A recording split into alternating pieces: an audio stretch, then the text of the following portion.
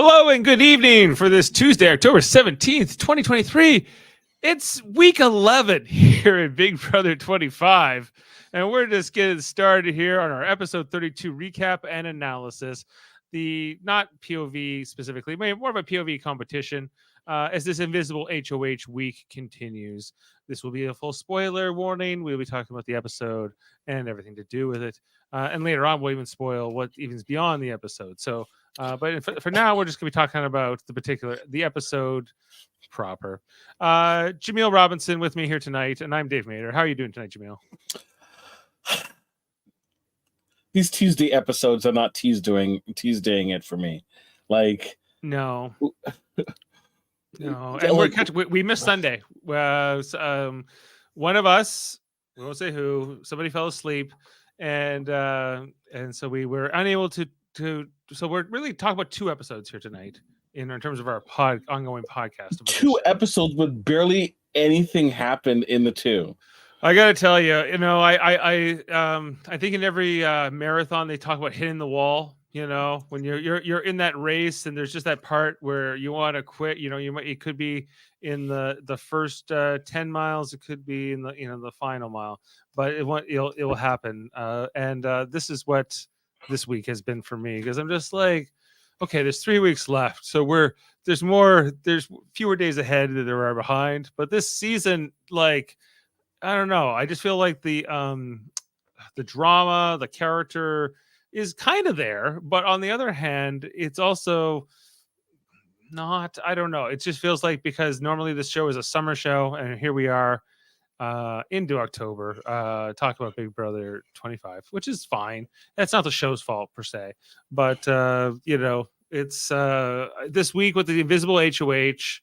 Jag's got all this power. He's so invisible. Yeah. And then, he's good. He looks like he's going to proceed with his plan to backdoor two people at once, Corey and America, put them both up, make sure he gets one of them out. And that's why, the end of the episode is him telling everybody, I'm the invisible HOH, particularly more Sari, Felicia, Blue, and others that he's already put up. Those sequences were so useless. You know why? Why? Do you want to know why? I do want to know why. Okay. Because the only person who didn't know was Felicia. Everyone else knew he was the invisible HOH long before he told them. But in this episode, Jaemeel, there's a part where Felicia walks up to both Corey and Jag, who are in the hammock together, and they're talking strategy. And she's like, I can tell by the shiftiness in their eyes that one of them is the invisible HOH. So she just walks up here and goes, so am I the target or what? She gets all confrontational in the episode. Jag gets really quiet. She's like, I think Jag's the invisible HOH. I could tell from his eyes. He wasn't looking at me. I was like, well, you're right.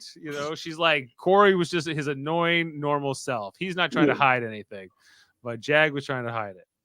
So, yeah. Miss Felicia, sorry. Sari knew the moment the nominations went up, and she snowed him so bad that when he told her, and it didn't show up on the show, when he told her, she was like, oh my gosh, that's so wonderful. Your mom would be so proud. I'm so proud of you, right? And he started getting all emotional and smiling. Oh, she's so playing him. It's so ridiculous, right? Yeah. There's a lot to break down in this episode. I think, like, if anything, Blue, I think, kind of stood out to me here in that she just moreover, Corey was sitting really nice in this episode. It's really set up in this episode. He's like, I'm in great position. I'm totally going to go after Jag and Matt next week. They should come after me now, but they think that they're safe. They already told me about the invisible HOH, right? But then America ruins it. America goes and talks to Blue and says, no, I want you, Blue. But Blue wants nothing to do with America. Yep. America to her is just Corey's latch on lackey, and there's no reason. And Corey took out her beloved Jared, so there's no reason for her to want to trust America. She's never going to wanted to work with her. America was very dumb in this move, and it completely exposes herself. Corey, I don't even know if he knows about any of this, and he looks like he could go up on the block if Jag is going to go through with it. But at this point, I think he has to. It's like it's all America's doing, and she'll be the ultimate downfall here of Corey's game. Yeah. That's what it's looking like right now. You are spot on 100%. Now, not to say that Corey isn't without fault, but at the same time, like, oh my gosh, America she just doesn't know when to say when. And she's like, you know what? I'm still going to try with Blue. It's like, no, don't do that. Don't do that. Blue went to Suri and asked Suri what to do. And Suri's like, look, you can't go to Matt and Jag immediately and tell them this, right? You have to right? Because then they might and they might think, oh, you're questioning their loyalty, right?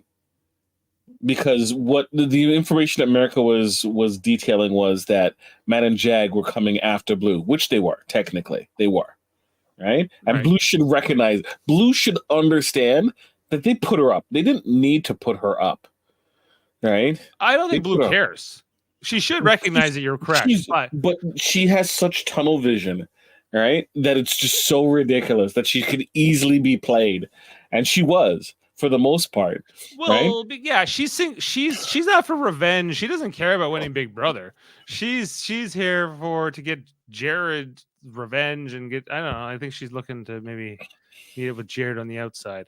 So I don't know. Like, Blue is kind of a interesting player in this show and in this season. She's maybe the ultimate wild card, really, because where does she kind of play into a lot of these other players' final plans? I don't think she does. But right now, they're like, well, we could get rid of you now, but why not get rid of Corey now or get rid of America now?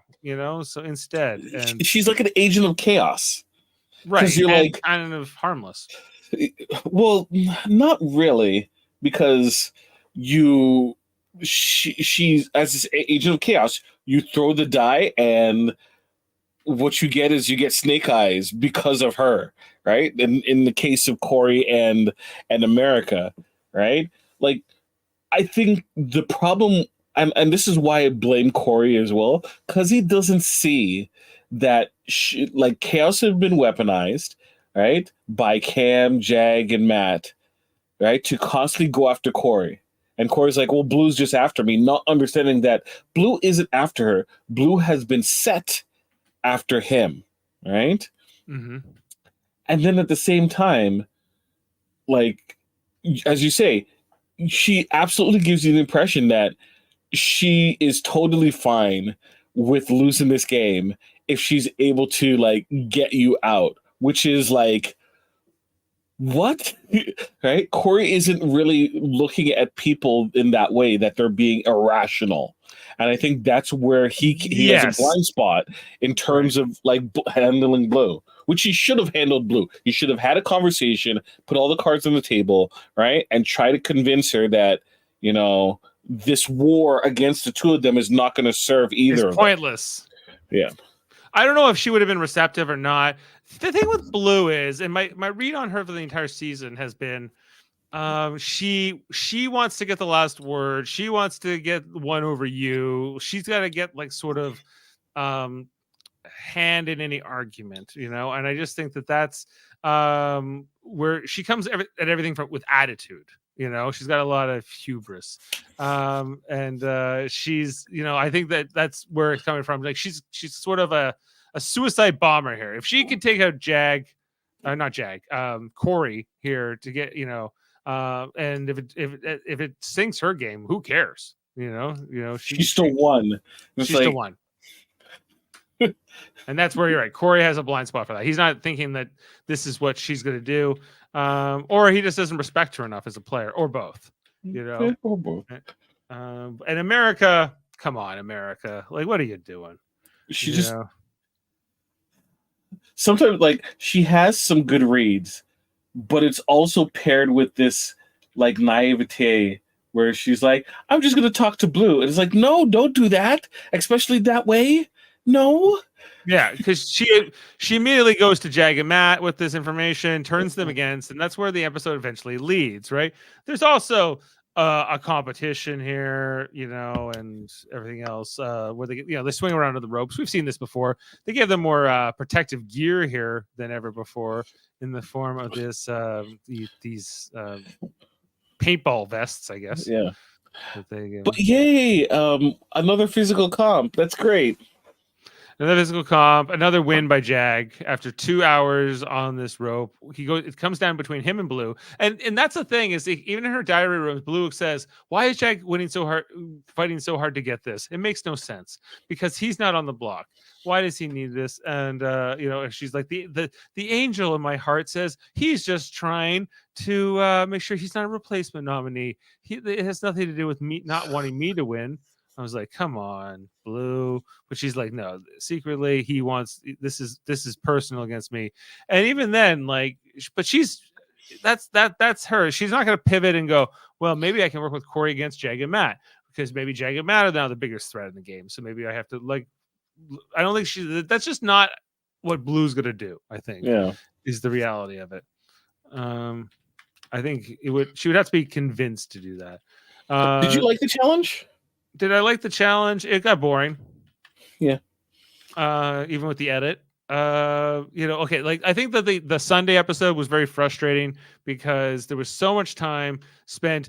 Guess what? We have the BB comics. We have two different pictures. One, you have a green tie. One, you have a red tie. What? Oh man, I have to go up this zip tie over and over again and look at it. And they would show us the same two comic books over and over and over again. Jaemeel, we haven't actually talked about that episode. We haven't gone through all those. I think, look, I pulled all the images that night. Why don't we quickly just compare it to other years? But I have to be honest. I don't like BB Comics as an episode. I hate the challenge. It's cute to see the different like comics, but the competition itself, I'm tired of it. I'm sorry. That's one that I feel they should retire. Honestly, I don't want to see it. What about the Nightmarica? I think this was Corey's story of his episode. He's having a Nightmarica. It was like, man, I accidentally got the red gem one instead of the green one. Kitty purr is Blue. The Bowie rang. Right back at you, mate. But Cameron the hair raiser giving Bertha to the dead. Cerise the robe bot. Corey the albacore. I don't know. I think the Felicia one I didn't love, the kayak attack. Once again, I think they were so harsh to her at the beginning of the season that they just eased completely off of her during Zingbot and then this. It should have been like something about losing her mic packs all the time, or I think it could have been a little more hard hitting. What does it mean to be a muffin hand? I don't really know. Is that just soft hands? Soft hands, big fingers. I guess maybe puffy hands. The Pooltergeist, but that sounds like he's a Pooltergeist. Yeah. So, the Mikolum, I don't know, the Chillbilly, McClamity. The Nash villain, I guess all of them. I don't know. Like they put way too much hype into this comic book thing every week, every year or two. And it's just like, I get it. You drew some caricatures and you gave them funny names. I'm sort of like at this many. Like I think you could retire it or don't make it as big of a deal or spend less time on the competition in the episode at least if you want to do it. Look, I don't blame the contestants because. Just imagine it's like a rite of passage to get BB Comics. Mm-hmm. You'll probably end up getting like a smaller version or one of the versions that you take home and like you have it framed in like a den or something. It's like, I was on Big Brother and, there's a BB Comics. Yay. But as a a watcher of the show, I'm done. I'm done with it. I'm done with the competition. It's the same. Like it takes up too much time whenever they present it because they present it the exact same way all the time, right? And I'm just bored with it. I'm just bored. At least I don't know. I felt like when's the last time we've had slip and slide? It's been a while. The slip and slide one used to be a fun one, you know. The competitions, I don't know, like it's sometimes the edit. I think it's sometimes these diary room sessions. I'm not exactly sure what to put my finger on, but it's like when they give me the competition presentation, I sort of want more. I don't know, zaniness. I think one thing that really like caught me into the early when I first started watching this show with McRae, and then he had to host the competition, and he was like this crazy zany character that he didn't really seem to be otherwise, you know. And I was like, "What's that?" Just like, well, that's just what they have to do when they're the host of the competition or whatever. They have to sort of like put it on. They kind of do that now, but not the same like they used to. It used to be a lot more fun like that, right? There used to be a little bit more presentation from the cast members. And so, yeah, and like I think that saying that this is where I'm hitting the wall in the season, I'm just like, well, give me more interesting stuff. Maybe they're just not getting that with like you got a showman, so Corey and America mostly just in bed together, and then you got sort of Serene and Felicia doing whatever, and like I don't know if it's just like the feeds are just sort of also dull, but like if you've been watching this for 12 weeks at this point or 11 weeks, like on the feeds, like how much can you really know about these people at this point? You must be very well invested. Yeah. But still, if everyone's just sitting down, and this is where it gets hard to like watch the show and to pull information because there's less stuff going around because there's less people, which makes Tuesday even worse when they don't show the veto actual, ceremony as well. It's just terrible. Yeah, like that's the thing. Since the night has moved to Tuesday, I think it's also like how the week kind of flows is a different pace. I know it's not it shouldn't be that big of a difference, but like Monday, Tuesday, Thursday versus Monday, Wednesday, Thursday, and not getting that veto like sort of post veto results and nominations and sort of looking towards it. So they leave us on this cliffhanger week after week. It's kind of exhausting. So I'm not a huge fan of it. And I guess also just paired with this thing that Jag is seemingly running away with this game. This might be. Do you think he'll win at this point? Like, is it his game to lose? Because that's how I'm feeling. I feel so, but this came up as an issue. So in the times past, when someone was the invisible HOH, right? The rule was they had to throw the next HOH to maintain the illusion that that they had a chance to win HOH, right? But Jag keeps telling people, and is clearly under the impression that he can actually compete and win the next HOH. Well, but Julie said that, which isn't fair. It's not fair. Yeah, you're right. I agree. Like this, like you should, or there should be some kind of penalty that you're not allowed to tell people. It should have exactly. It should have to be a true secret. He shouldn't even be allowed to tell Matt. I think is like the thing about it. I think that everyone should have to sort of play it like if you are the invisible HOH, or if you don't, I don't know what the consequence would be that would deter it. He can compete in the next HOH. Or just don't do an invisible HOH. If this had just been a standard HOH week, like really this turned into a great advantage for Jag because now he gets 2 vetoes. He gets to backdoor 2 people this week, one of which is my draft pick. I'm not liking that either. I got to tell you. And plus he can compete in the next HOH, which isn't fair. Right. Because so let's say like Corey or like whoever is on the block.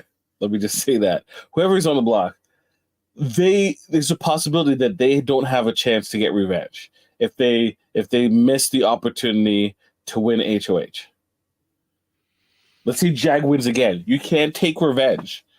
There's no back and forth. That's if Jag wins the next HOH. Like I think he could win this game. I think, unless somebody like turns around. But at that point, he'll take it out two fairly big threats, probably, So, right? If he yeah. gets Corey out this time and he gets out, I don't know, like even if I think he's planning to cut Matt at 5. I think that's what you also see here with Jag. He'll cut Matt when it's just him and Sari. Who does he want? Sari, Felicia, and Bowie Jane. So everyone else is expendable, but he's also fine with putting up Felicia as a nominee, as a pawn, because he wants her in the final 5, but he doesn't really care if she's evicted now. She's kind of expendable. It's not about it being in an alliance with her. It's just about but there's no alliance. There's no big alliance. There's Matt and Jag. There's Felicia and Suri. Those are the actual pairs. And if you're Jag and you can be okay in the final 4, it's me, Felicia, Suri, and Bowie Jane. I think I would feel pretty good about if I were Jag about winning that whole game at that point. Just winning out all the competitions. Well, technically, he would be going against the 2 other women that won HOH. Well, yes. And maybe like in a mental comp, they beat him. But I somehow see Jag not even losing any of these mental comps either, right? Like he's looking like once Corey is out, I can understand that. This guy's determined. I'm impressed with Jag. If he does end up winning this season, I think we will look back at Jag as a great player. You think so? If he wins, if he goes on to win this, and I think we'll look at sort of these moves this week as being all leading out his competition prowess, his energy, his willingness to sort of wait to strike at his targets. Also, but I was kind of thinking that Jag's ultimate downfall will be his sort of hesitation of willing to put people up. You saw, I was like, you're not going to go after Corey, and Corey's like, you should totally put me up. What are you doing, right? So I thought okay, well, Jag could have been a great player, but he's ultimately too gun shy here. He's not willing to take the shot right now because he's too afraid of Corey, like putting up someone like Corey, them not getting voted out and then putting him up in return. Right. Mm-hmm. So, but then he pivots here and he changes his mind. So I think that there's still hope for Jag. Hence, I put him up as our background here tonight, Jaemeel, because I think, he's impressing me as of late. At the same time, Suri is just commanding the social game so effortlessly. And I think she has a good read in terms of the house. Does she? Because I think Suri on the show comes across as very sleepy. Yeah, because what should she do? Stupid mask. What should she do? Wait, who's that? I can't tell. Oh my gosh, it's so terrible. But what should she do? All these people are taking each other out. And then majority of the people said that they're not going to get rid of her. So right. I don't think she should do anything, but I just think in terms of her as a character on the show, she's coming across a little bit, yeah, entertainment wise. But she plays to win, right? Well, was it?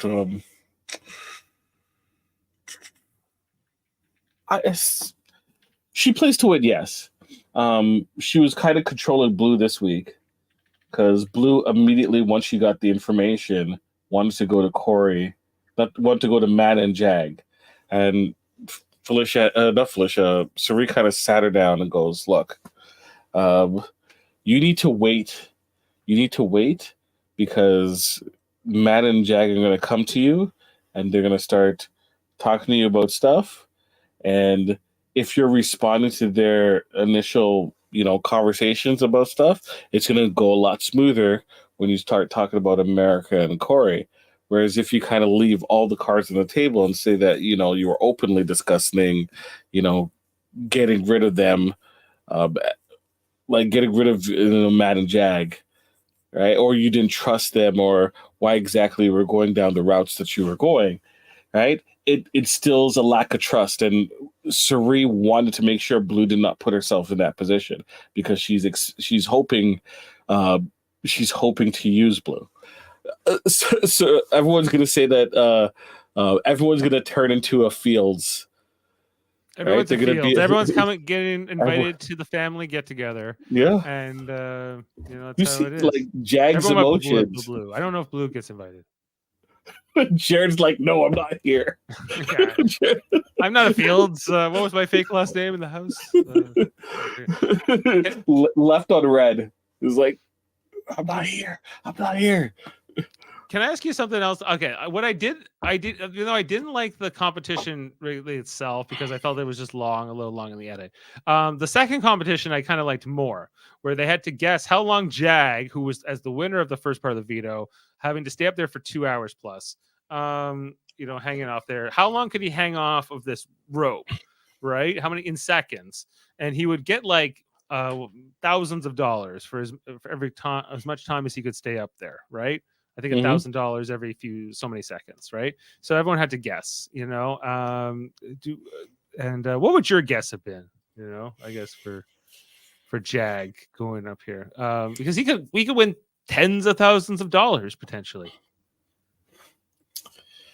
What would if I had my actual choice, right? Realistically, not like in comparison to how long he actually stayed up. I would have said he would have stayed up for about maybe 40 seconds. Well, he ends up making it to 110 seconds. Yeah. And getting $3,500. Although Bowie Jane predicted he would be up there for 5+ minutes and get $10,000, which is, but holding off the end of there, I guess that's harder than it looks. I think that they know that too before they were like, we're going to give you money, but they wanted him to try to stay up there as long as possible. He said he was dead, and Blue ends up winning that competition. Luck-based competition for the most part. Bowie Jane was all the way off by 382 seconds. I was kind of hoping that like someone would put Miss Felicia's number from. That would have been hilarious. Where was Felicia's? Bowie or Sari was 600, and I think Felicia was not that far off. Why does Felicia wait so long to show hers? Oh, well, Blue wins with. She was only off by 5 seconds. Blue. Yeah. And Corey was off by like 30 seconds, but I think Matt was next closest. Anyway, so Blue ends up winning. Okay, let's talk about these punishments that they handed out. So they threw Felicia into solitary, which she was actually happy about. Weren't you hoping for Miss Felicia's funeral to come out of this? I was hoping where she just takes over the house. Yeah, Dan Giesling. Yeah, and then we got Sari getting the superhero thing, as we showed the mask image a little earlier. Hers was a little tougher. Mm-hmm. Where were they? Also, like this is the okay. This is the set, the lot that they're on. This is the same place they did that horror event, right? Yeah, because this is outside. Yeah, doesn't it seem wrong? It seems wrong that it's outside. That they're outside. It seems like it's a set, but it is. But still, they're outside. I guess with a roof is what it's like. It's under one of those big buildings, but it's not. It's outdoor. It's open air.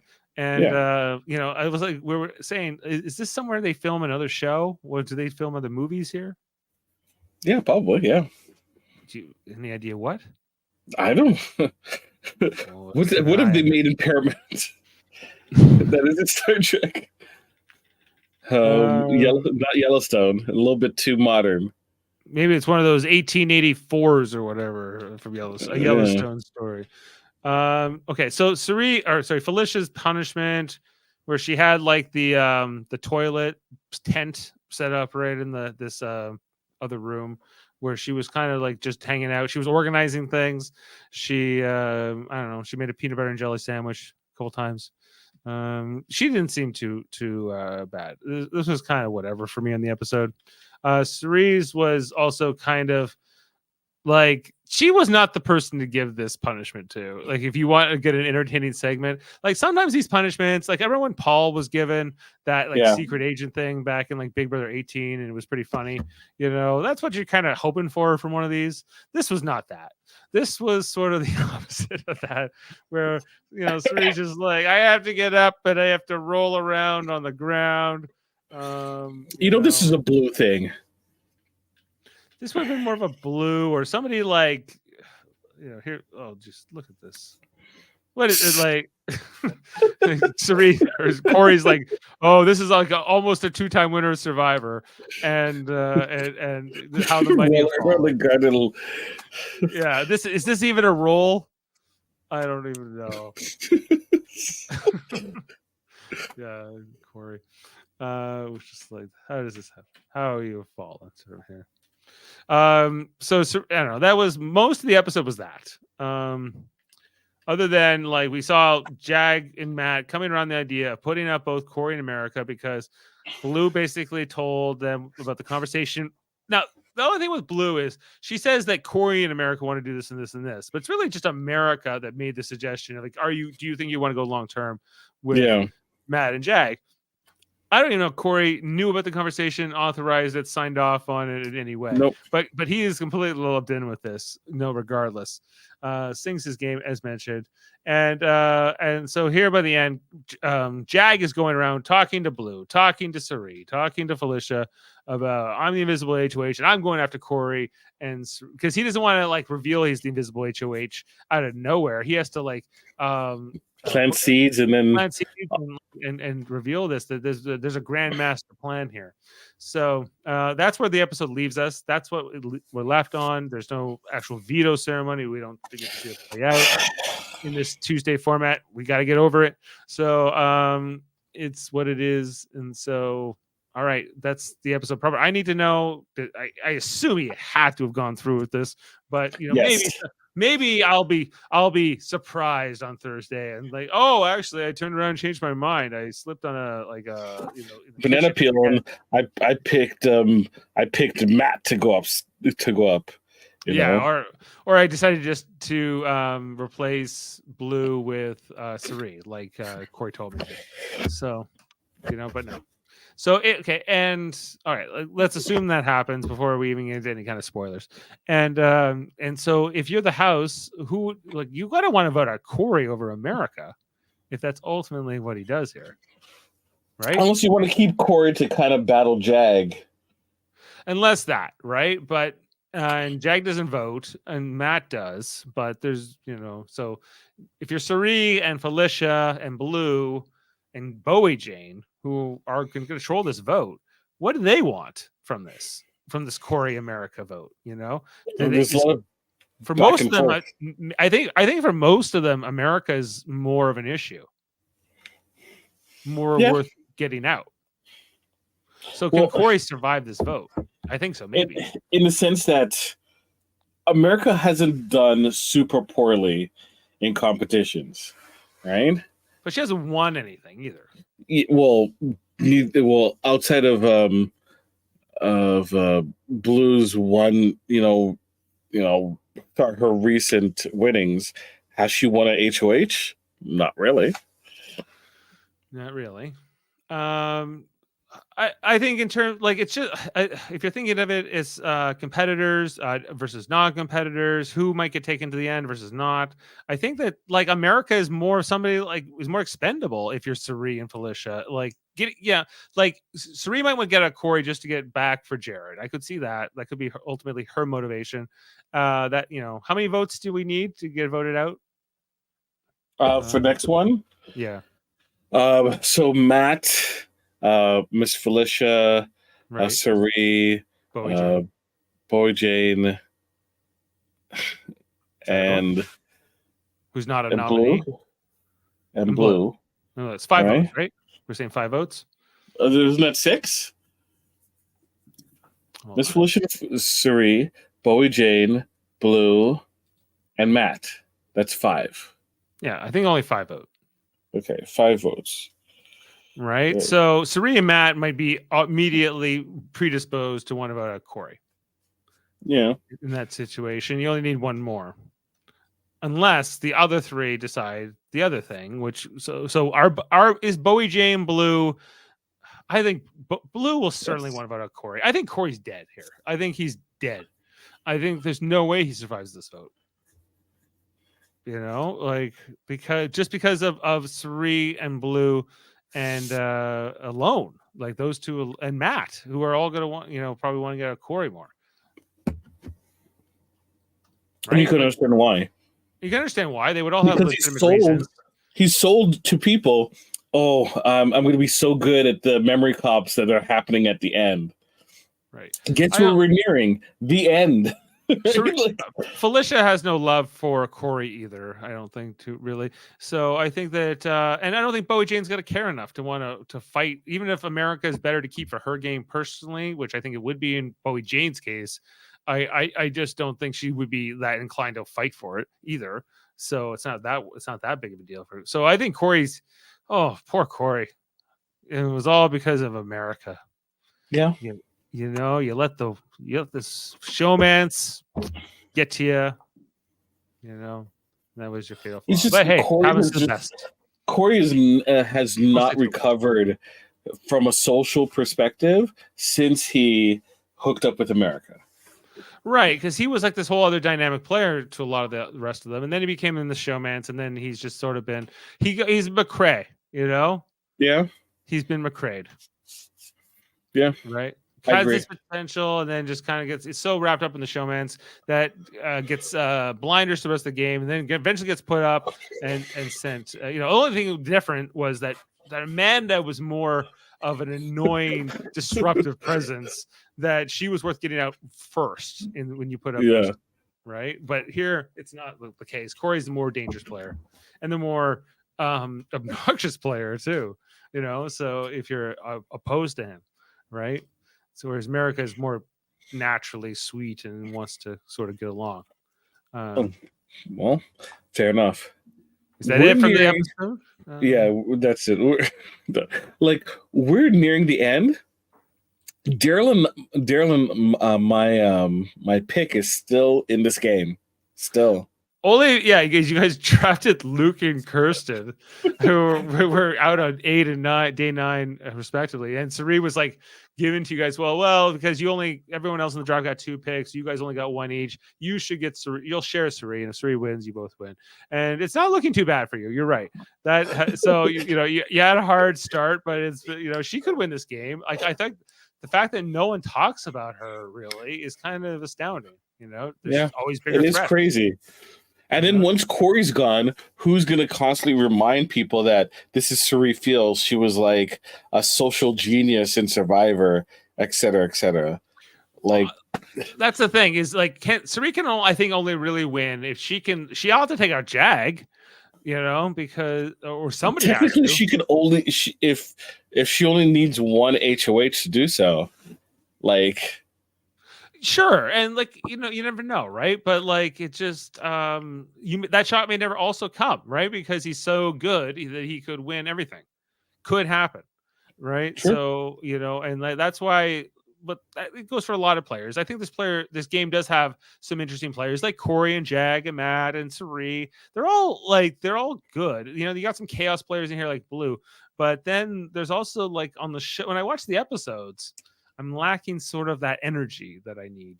That's how maybe because it's just been a long season, and we have a lot longer to go here. Oh, is there any spoilers officially from this? We all know who gets put on the block. Right. That's the spoiler. That's the spoiler. Okay, so that's the spoiler. But anything else that would be not really. Okay. All right. Well, thanks for being with us tonight. Thanks for listening to our take on this episode. A little bit on the BB Comics episode, although there was even less to say about that episode than this episode, I thought. And we'll be back Thursday to talk about this eviction for week 11 before we head into week 12. Where hopefully we get is it going to be back to Scrambleverse or is it going to be back to Skelhorn? Did they even mention that? They haven't, yeah, but Or is it Humiliverse? Is that, are we due for Humiliverse again? I don't know. You know, but that will. But why do Jaemeel voice a verse after you've doled out punishments? I just feel that that's like redundant. Appetizer. I guess so. If you're sadistic, I guess. All right. Well, thanks for being with us. We'll be back Thursday and the rest of it. Check out our Survivor coverage too. If you're a Survivor fan, we talk about that every Wednesday. We'll be on tomorrow talking about episode 4 of this newest season, and that will be fun. And also check out our other channels in the greater network. We call it the United Federation of Podcasts, which features many great shows like Live Long and Podcast, where we talk Star Trek. And if we're talking the new Lower Decks episode Thursday. We got Trivial Debates, where we have a host, 3 contestants arguing about all kinds of different topics. We've had 2 horror-themed episodes this month. Check out that on that channel. Eamon Mater talks music on Eamon on Track, with soon-to-be Uncle Gary and Benny Graves coming on to talk about his next guests coming up in the near future. Michael Chan, Alex Blackburn, talking horror movies. It's October. The horror of it all. The Hellbound podcast. Look out for them. And the X-Rated podcast with X-Men, the animated series. They're talking tonight about their last cartoon, I believe. I know they were on when we came on. Graphic Histories podcast with André Myette. Also from X-Rated. Where he interviews all kinds of fascinating people in these long format audio podcasts. Look for that wherever you get your audio podcasts. And hold up. Movies with Davan and Murphy, where they argue about movies. Sometimes they agree, though. When I'm there, I broker peace. And I say, guys, let's all agree on these space movies. And then we all do. And then we sing Kumbaya. And we go off into the night. And it's all good, Jaemeel. It's true. It's all good. Yeah, it's all good. Thanks for being with us, everybody. See you Thursday. And on that note, I don't know. Giving you all the energy of this season.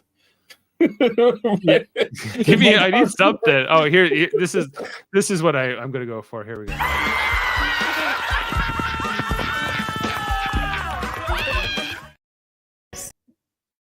See